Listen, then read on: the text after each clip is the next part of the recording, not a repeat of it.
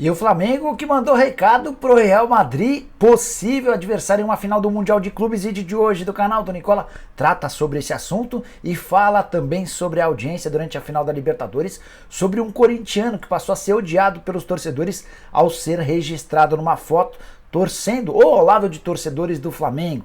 Bora falar ainda sobre o São Paulo. Rogério Ceni vai precisar abrir mão de um gringo. Já o Palmeiras preocupado com a possibilidade de entrar em campo já campeão. Será que o torcedor palmeirense preferiria outro jeito? Vou falar ainda sobre o Cruzeiro e esse papo de que Marinho e Everton Ribeiro podem ser comprados com ajuda e dinheiro de Ronaldo Fenômeno. Tudo isso a partir de agora, não sei antes de me apresentar. Sou Jorge Nicola, jornalista esportivo e dono desse canal no YouTube que tem a missão de deixar você por dentro de tudo que tá rolando no mundo da bola. Para não perder nada, deixa like e se inscreve no canal, beleza? Bora contar que todo esse conteúdo é um oferecimento de Bet7k, casa de apostas esportivas que tá me dando a maior sorte. Você também pode se dar bem na Bet7k. Vou apresentar para vocês algumas sugestões de apostas para esse domingo. Começando pelo campeonato italiano, tem Torino e Milan. Tô apostando R$200 na vitória do Milan com cotação de R$2,13.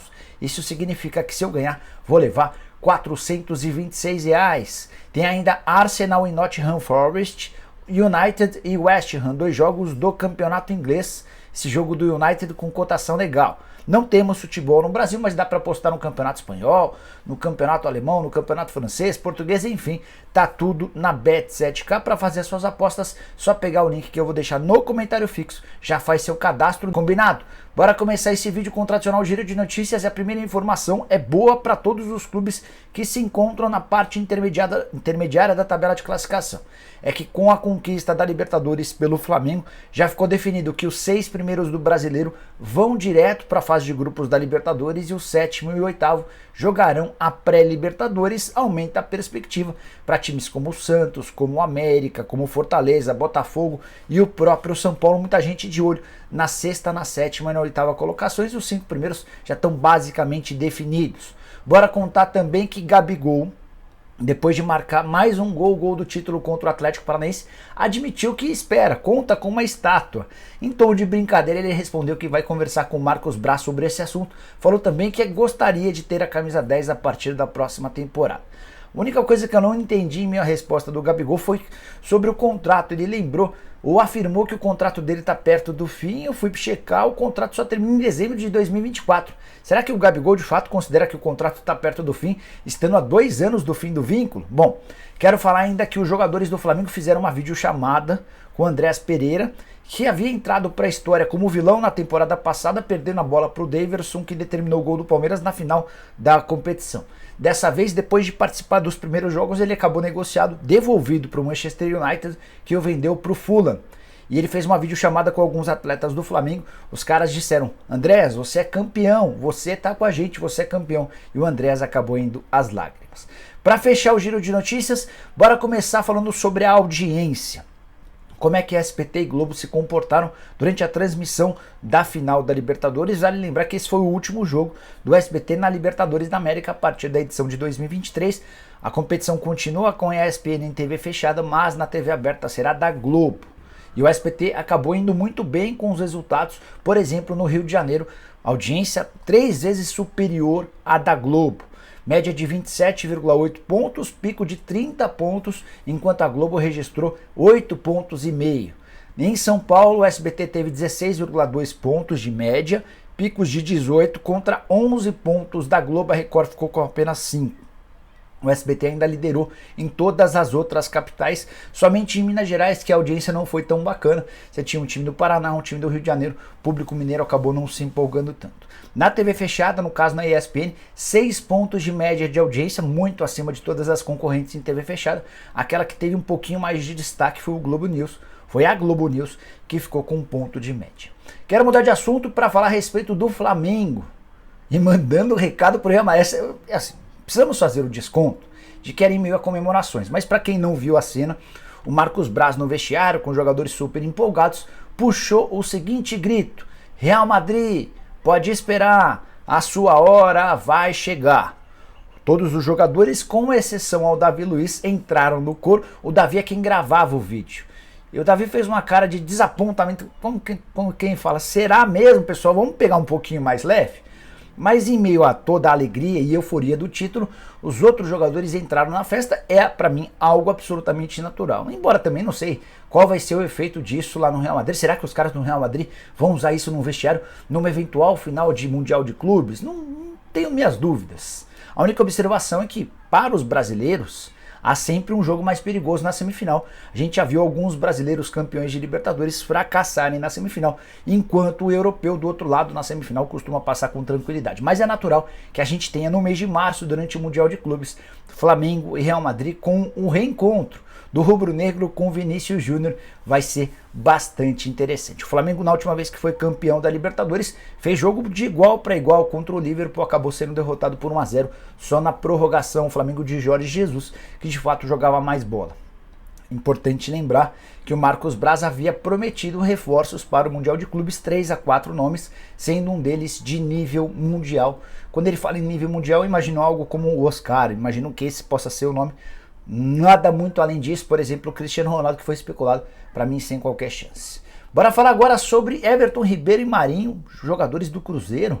Especulação que surgiu de novo no torcedores.com, site que cuida de notícias de mercado, de bastidores, entre outros. O pessoal afirma que o Ronaldo Fenômeno, dono do Cruzeiro, poderia tirar dinheiro do próprio bolso para garantir essas duas contratações. Pessoal, fui checar com o staff dos jogadores, com gente do Cruzeiro, e não há nenhuma chance disso acontecer. O Everton Ribeiro está completamente descartado, jogador absolutamente valioso no Flamengo. O Flamengo não vai vendê-lo em hipótese alguma. E tem outro detalhe, o Everton Ribeiro ganha R$1.300.000 por mês, salário incompatível com a realidade financeira do Cruzeiro hoje. Sobre o Marinho, bem menos espaço do que o Everton Ribeiro, tem sido utilizado somente no time reserva, é muito menos importante, por exemplo, do que quando foi vice-campeão da Libertadores jogando com a camisa do Santos. Só que o Marinho também tem contrato de mais uma temporada com o Flamengo, não há por parte dos dirigentes rubro-negros a intenção de negociá-lo, e pior, ainda que o Flamengo topasse negociá-lo, o Cruzeiro também não vai ter caixa para pagar R$1 milhão ao Marinho de salários. Esse é mais ou menos quanto ganha o Marinho no rubro-negro. Vale a lembrança de que o Cruzeiro vem de uma folha de R$3 milhões por mês na Série B e pretende aumentá-la para no máximo R$6 milhões na Série A. É incompatível você ter um jogador de R$1 milhão, sendo que todo o restante do seu elenco vai custar 5. Você cria uma situação absolutamente desagradável. O que o Cruzeiro vai buscar é reforços bem mais baratos, apostas, imaginando na força do grupo, no coletivo. Por exemplo, só para exemplificar, Almendra, volante argentino, 22 anos de idade, ganha na Argentina cerca de R$40 mil por mês. Se vier ao Brasil, vai vir para ganhar 100, R$150 mil por mês. Essa vai ser a política de investimento do Cruzeiro num primeiro momento. Mais para frente, se a coisa decolar, e sim, Ronaldo pretende investir um pouco mais. Beleza? Bora mudar de assunto e falar a respeito do Corinthians. Primeiro, daqui a pouco eu quero contar para você sobre um jogador do Corinthians que passou a ser detestado por torcedores do próprio clube por causa do Flamengo. Antes, só lembrar que o Corinthians empatou em 0-0 com o Goiás, em Goiânia, jogo adiado de rodadas atrás, e o jogo aconteceu nesse sábado.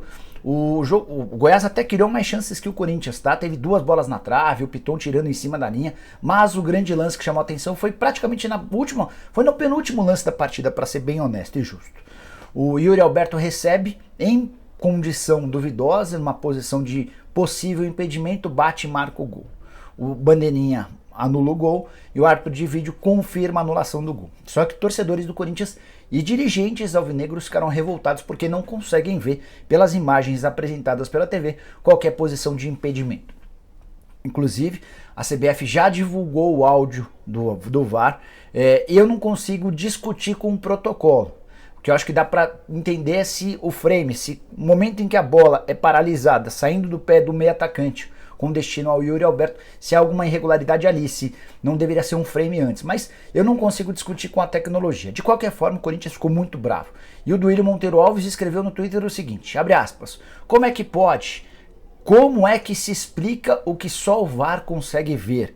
A incompetência do seu senhor Seneme, ele se refere ao Wilson Luiz Seneme, que é o presidente da comissão de arbitragem, e ele completa.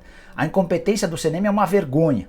Estão acabando com a credibilidade do campeonato. É inadmissível, basta de ofícios. O Corinthians exigirá que algo de concreto seja feito, fecha aspas, não sei a que ele se refere, vou tentar ao longo do domingo descobrir que outros caminhos poderiam ser tomados.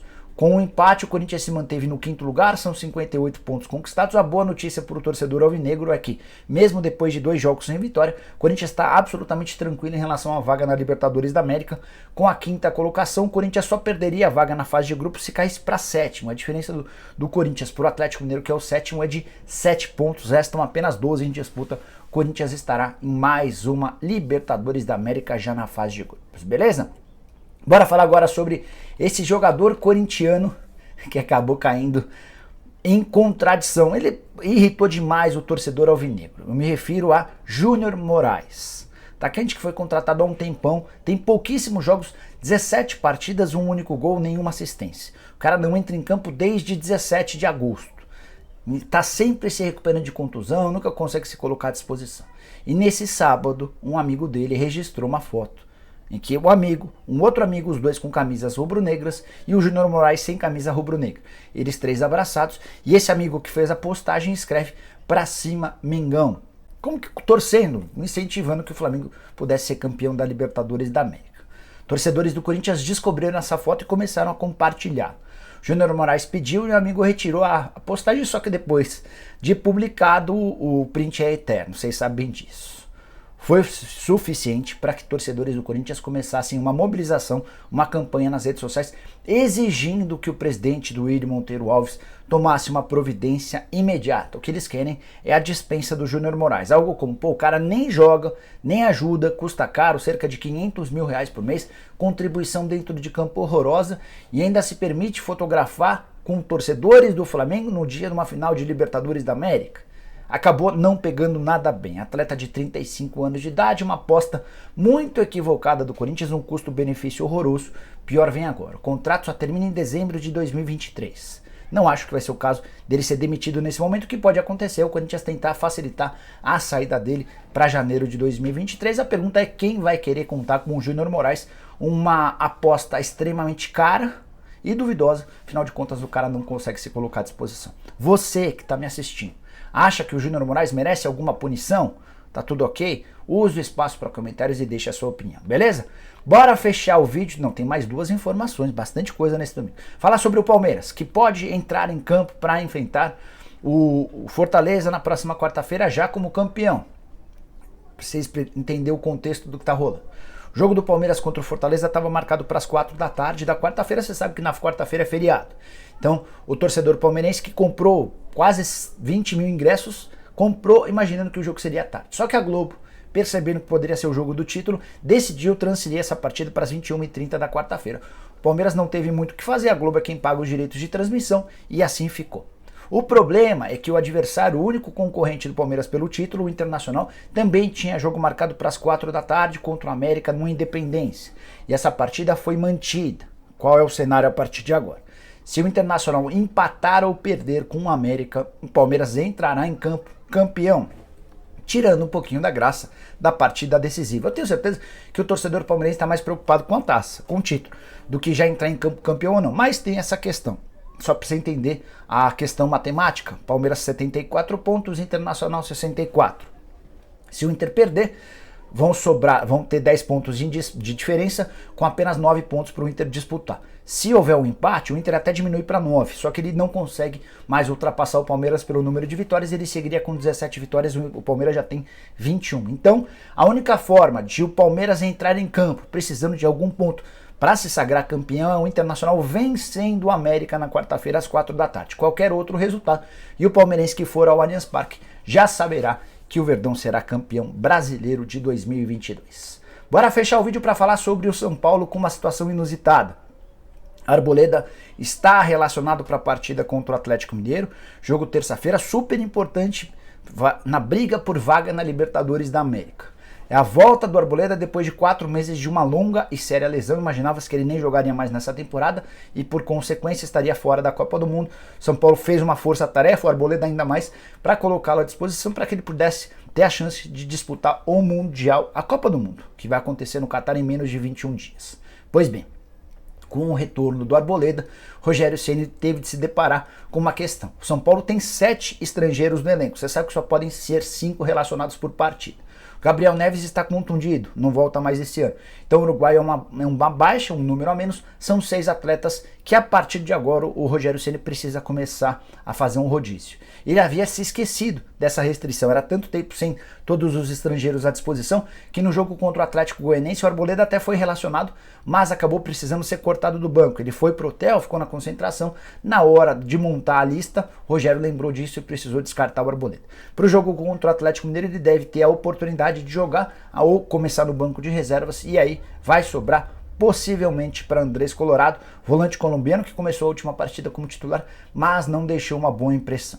Os gringos que vão ficar à disposição nesse cenário são o Ferrarese, zagueiro venezuelano, o Arboleda, zagueiro equatoriano, o Galopo, meio-campista argentino, além dos atacantes argentinos Caleri e Nahuel Bustos. É também por isso que o São Paulo vai precisar pensar em relação aos seus estrangeiros na próxima temporada, até porque alguns dos gringos que não jogam no São Paulo estão cotados para chegarem, um deles, Agustín Rossi, goleiro do Boca Juniors. Se curtiu o vídeo, deixa like, se inscreve no canal. A gente se vê mais à noite com a tradicional live de domingo. Abraço, tchau!